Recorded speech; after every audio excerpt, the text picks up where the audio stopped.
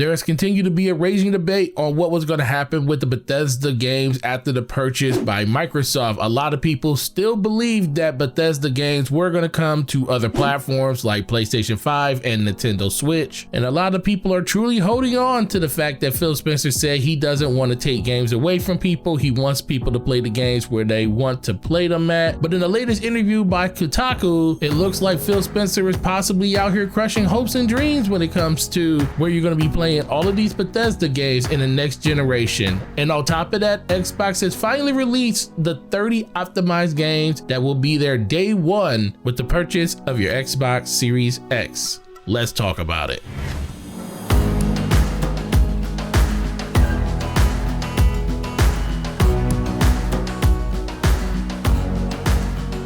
What's going on, ladies and gentlemen? It is your boy Forte, and thank you for checking out this video. Please hit that like button and please hit that subscribe button, and make sure you head over to Twitter. Follow me over there. It's the best place to interact with me as a gamer, so we can talk about the things we don't talk about in this video. Now, once again, we see ourselves just talking about Bethesda, and it seems like this is going to be a story that's going to be a continuation throughout this generation. I think a lot of people already understand where I'm coming from, where I think these games are going to be exclusive to the Xbox platform itself. But once again, in an interview with Xbox boss Phil Spencer, Stephen Fatella of Kotaku asked him the burning question, not if the games were going to just be available on PlayStation 5 and Nintendo Switch and other platforms, but is it possible to recoup $7.5 billion in investment if you don't sell the Elder Scrolls 6 on the PlayStation platform? And this is what he had to say. Yes, he quickly responded.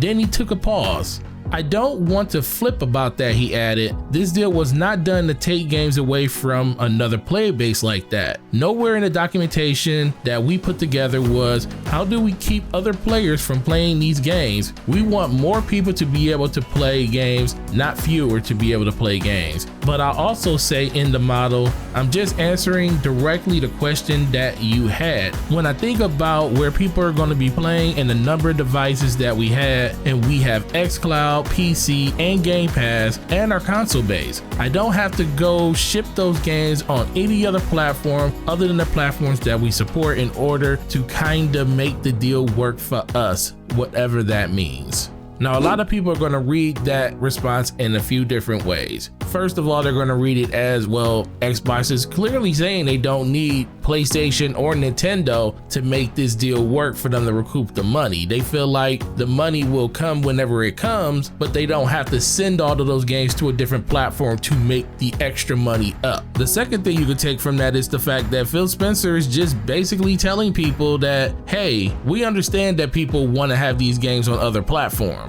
And it is possible that in some rhyme or reason, Xbox could possibly bring those games to other platforms. But I do think when he talks about PC, Game Pass, xCloud, and then Xbox consoles itself, he's talking about having full-blown experiences on other platforms. If he can't have Xbox Live or Game Pass essentially put into those ecosystems, it just doesn't make sense for them to put it there. I always told people over the course of the last few months that Xbox doesn't look at exclusive games like other companies do anymore. They look at Game Pass as the exclusive entity that they have now. And if Game Pass is on a particular platform, I feel like all of those games would be beneficial to the people that are on it. So unless you're telling me that Sony or Nintendo is going to put Game Pass anytime soon as a part of their ecosystem, then I don't think these games are actually ever going to go to any other platform. They're going to go wherever Game Pass is available. And I think that's what Phil Spencer is kind of trying to tell people without really dropping the hints of exactly what they're going to do as of right now. Now, a lot of people are going to say, well, why won't he just come out and say they're not coming? Well, they're still in the acquisition phase, like I said earlier, and this stuff hasn't panned itself completely out yet. Plus, it's just cool, I guess, to have people on the hook to let them think that, it's a possibility that some of this stuff could still come. And it also keeps Microsoft in the forethought of a lot of people's minds because these are a lot of huge IPs. So there is a lot of different ways that this could go, but I just truly believe that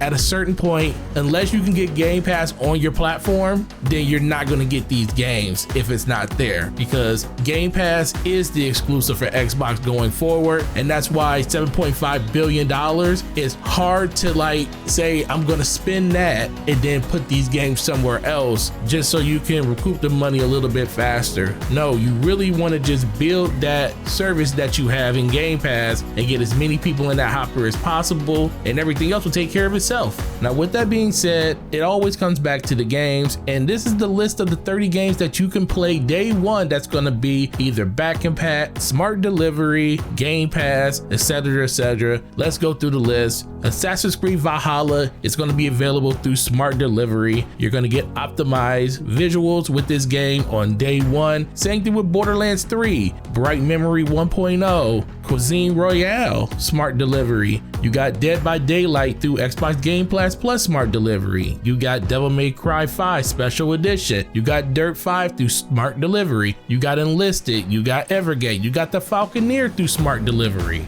We also have Fortnite. We also have Forza Horizon 4 through Game Pass and smart delivery. Gears 5 through Game Pass and smart delivery. We got Gears Tactic through Game Pass and smart delivery. Grounded, same thing. Kill Oddball will be there through smart delivery. We got Maneater through smart delivery. Manifold Garden through smart delivery. NBA 2K21, The Observer, Ori and the Will of the Wisp through Game Pass and smart delivery. We also have Planet Coaster through smart delivery. Sea of Thieves through Game Pass and smart delivery. Textures Effect Connected, Game Pass and smart delivery. Man, I wonder if I'm gonna stop playing Puyo Puyo Tetris on Nintendo Switch to play Tetris Effects on Xbox Game Pass.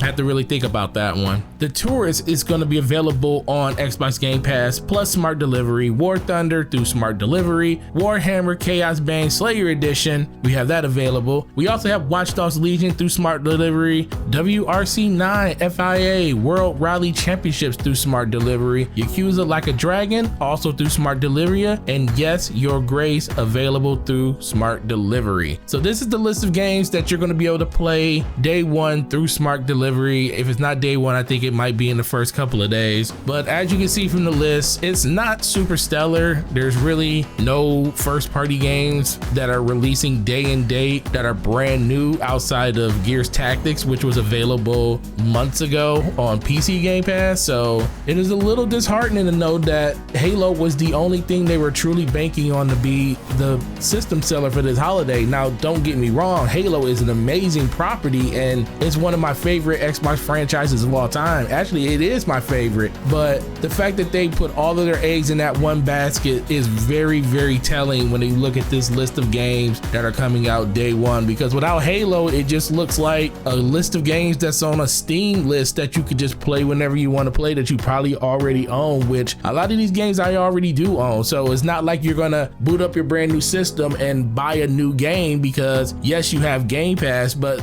there's truly nothing in here day one that you have to play outside of some of the third-party games, which most people are going to be jumping into day one. But enough of me talking. I want to know what you guys think about this. How do you feel about Phil Spencer's response to the question about how they can recoup the $7.5 billion if they don't put their games on the PlayStation platform? I definitely want to hear from you down in the comment section about that. What's the first game you guys going to play on your Xbox Series X when you get it at your home for the first time? Definitely want to hear from you in the comment section about that too. And as I always say, guys, I truly appreciate all the love and support on the channel. You guys have been truly amazing. Please hit that like button and please hit that subscribe button. Make sure you hit the notification bell. It lets you know the next time one of my videos are live. And if you haven't seen my last one, please check it out. It's talking about everything Destiny when it comes to Xbox Game Pass and all of the enhancements we're going to get on the next gen system when those enhancements finally drop on December 8th. Tell me what you think about that over in the comment section in that video. And outside of that, you guys have a great day and have a good week. Peace.